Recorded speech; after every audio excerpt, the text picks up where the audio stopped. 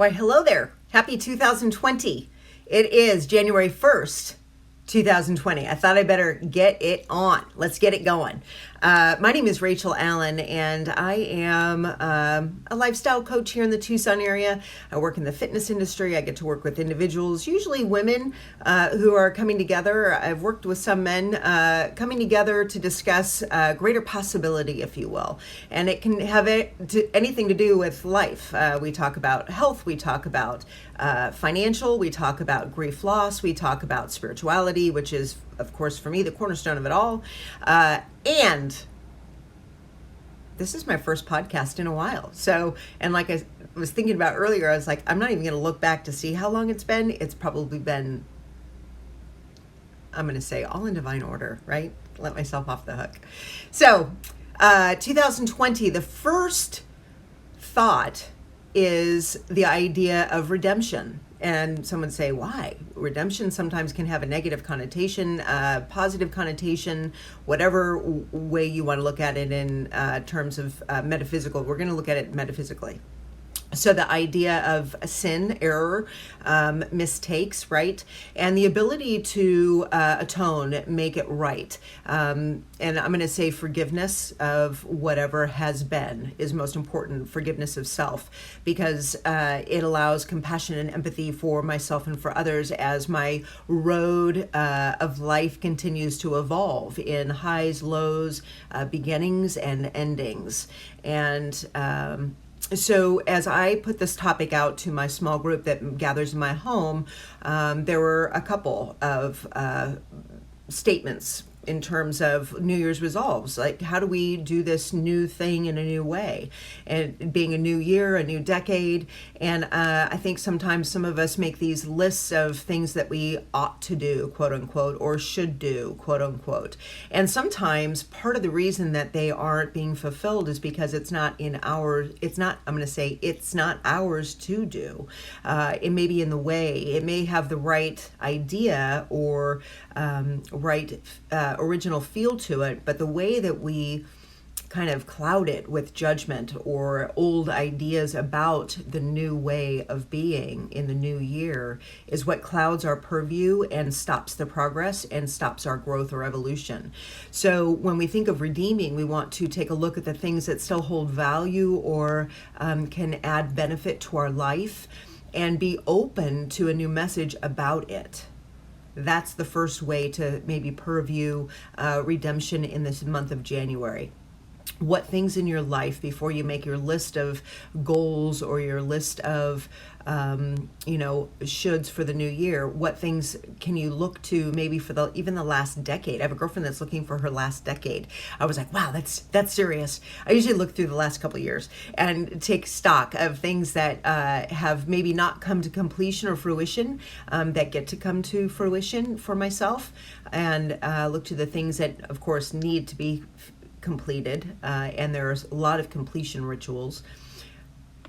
One of my clients messaged me and said, how do you forgive yourself? How do you forgive yourself in terms of actions and past, maybe any hurts that have happened? How do we move beyond that? What redeeming qualities are within that? And first of all, human. Right? We're all human. And I think that every life lesson, good, I'm going to say challenging because I don't believe it necessarily bad, but I think that every life experience offers us an opportunity to evaluate our behaviors, our actions, our thought, our word, and our deed. And what can I learn from it constructively? As relationships end, as people pass, as I have fears that I react to in the world about me, it's not about doing it perfectly. Ideally, we want to say we're going to do it perfectly. However, every time we stumble, every time we create a hurt or a harm for ourselves or for others, it's absolutely an opportunity for us to learn from it, to sift through the experience and see, how could I have done that differently? And in many of the gatherings that I participate in, we talk about amends and we talk about making things right. And sometimes we can't do it directly to the person, but that we live a life of living amends. And those living amends are daily to, first of all, be gentle for ourselves and to ourselves, if you will. And I'm not talking about gentle in I'm going to say a codependent way where we're not taking accountability for the actions that have happened, but absolutely being forgiving and gentle, because no one has ever learned through harsh criticism. Rarely does somebody grow or outgrow from judgment. It usually comes from a space of grace. It usually comes from a place of knowing that atonement, that we are one with the divine, and nothing that we can do will ever separate us from that. And once I got that lesson, and once I learned that, heard that, practiced that, the more able I am to move more freely about the world in a way of understanding that there's always something greater to learn, whether the event or the experience is great, or whether the experience or the whatever it was, the lesson, I'm going to say, was a difficult one. I can always pull something from it that I can apply toward future moments. And that for me is what I mean by redemption. So this last year, being 2019, I had the opportunity to revisit some ideas, some creative outlets, things that I love to do. And in that, my singing has been redeemed, which I love. I'm singing with an incredible band, a group of musicians.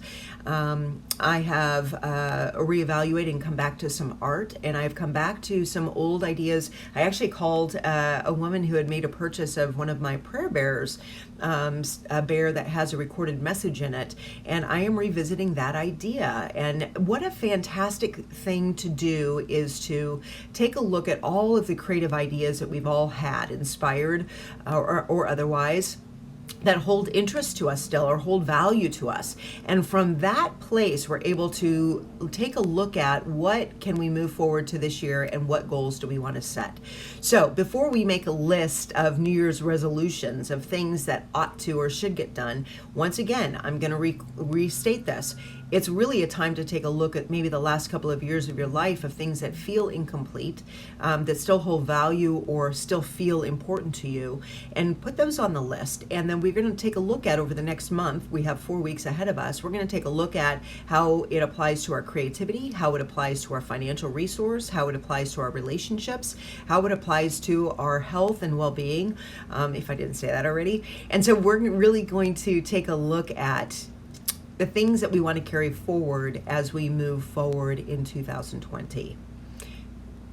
I'm grateful to be able to do these little videos. I'm grateful that I have clients who ask and want to know more about how to reframe all of life experiences, because they all hold value. And there is, once again, nothing that any of us can do to be outside of the presence, that unconditional love of the divine. And so let's move forward in such a way and welcome this new year with a new perspective and a new purview and a new sense of joy, a revitalized sense of joy in everything that we touch and the way we show up to life. So with that, I'm going to say adieu, and I hope you have a fantastic first day and rest of the year, and I'm blessed to be here. So with that, I'm going to say goodbye, which I already did. And this is Rachel Allen. If you want more information, some of my information is on the website. Always feel free to email me at i.l.c.rachelallen@gmail.com. And that's integrativelifestylecoach.com.